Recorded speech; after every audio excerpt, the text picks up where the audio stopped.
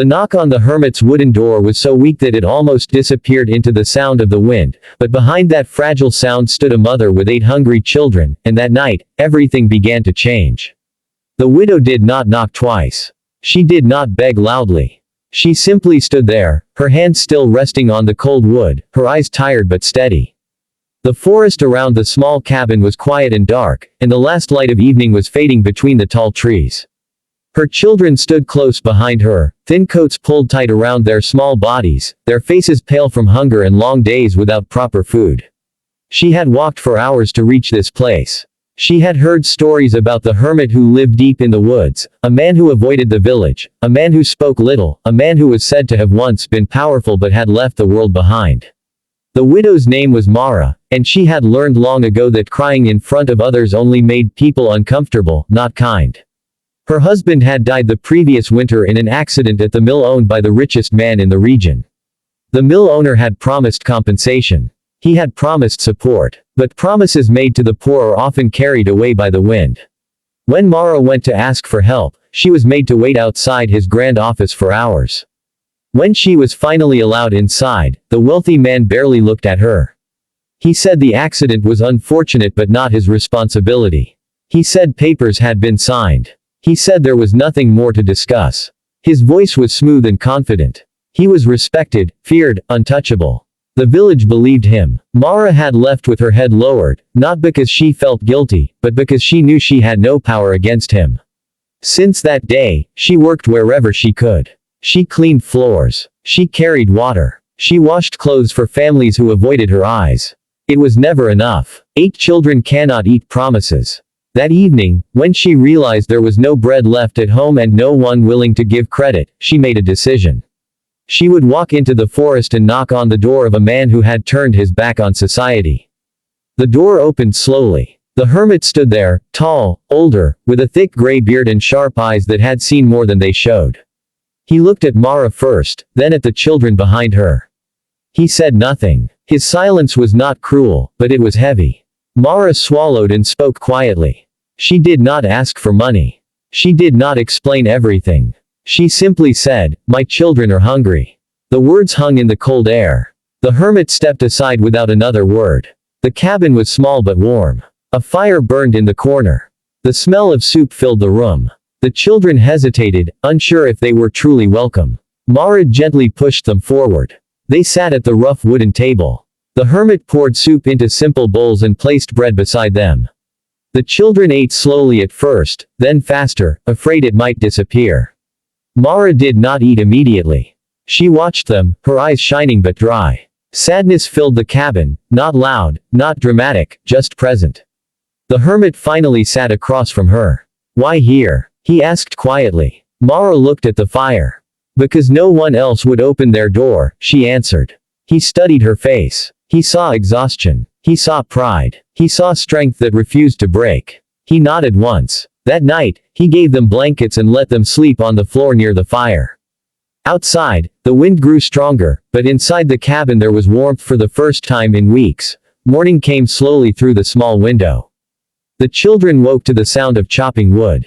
The hermit was already outside, preparing for the day as if guests were nothing unusual.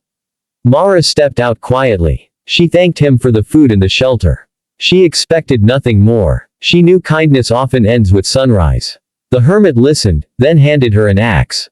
"If you stay today, you work," he said simply. There was no softness in his tone, but there was fairness.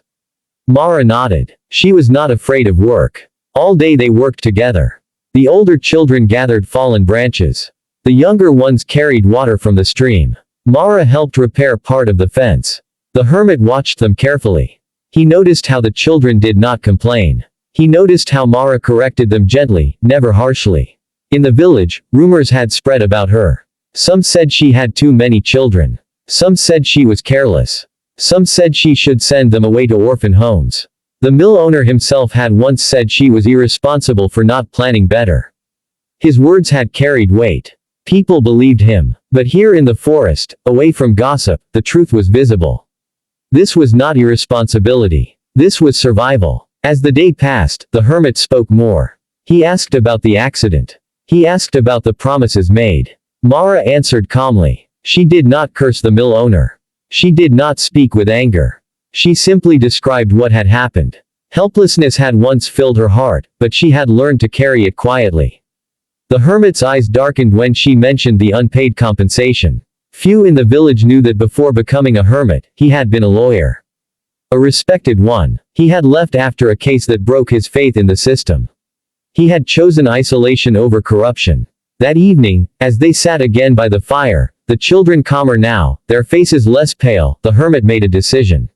Stay for a while, he said. Winter is coming. Mara hesitated. Pride pulled her one way. Reality pulled her another. She looked at her children. For the first time in months, they looked safe. We will work, she said firmly. We will not be a burden. The hermit gave a small nod. Quiet hope began to grow, not loud, not bright, but steady like the fire in the corner. Days turned into weeks. The cabin became fuller with life. The children laughed softly. They learned to fish. They learned to gather herbs. Mara helped organize the small space, making it cleaner, warmer.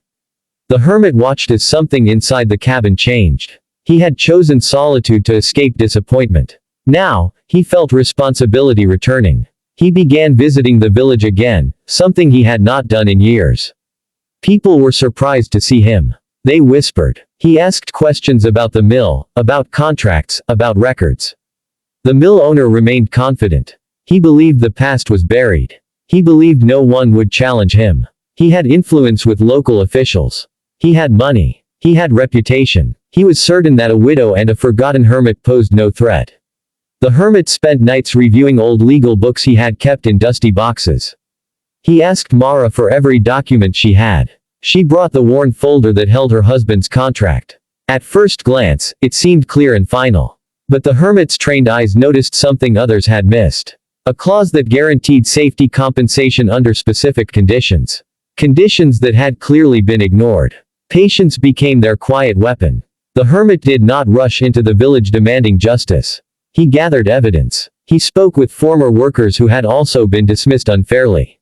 Many were afraid to speak publicly. The mill owner had power. He could deny jobs. He could influence loans. But slowly, trust grew.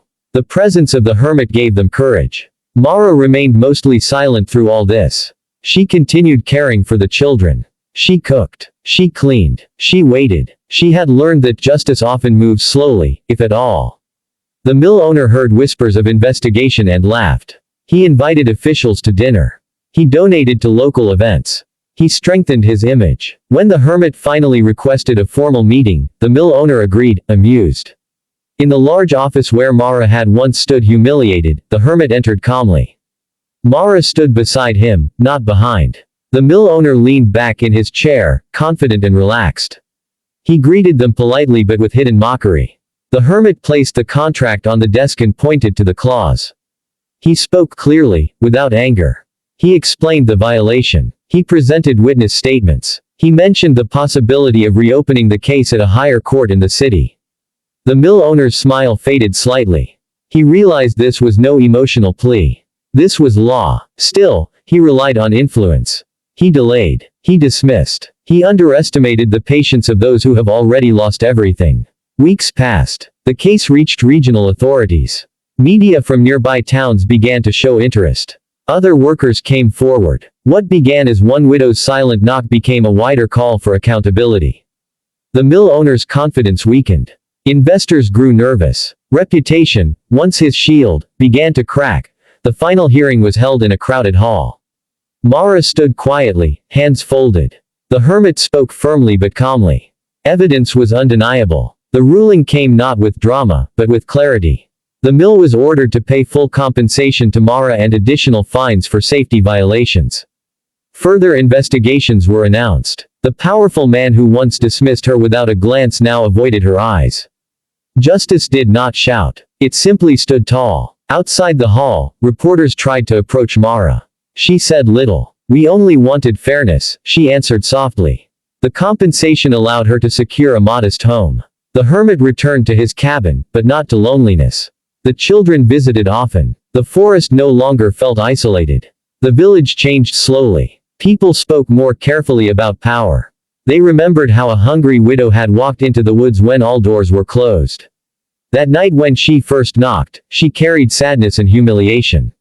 She carried helplessness. But she also carried quiet strength. Hope grew in patience. Injustice arrived not through anger, but through persistence.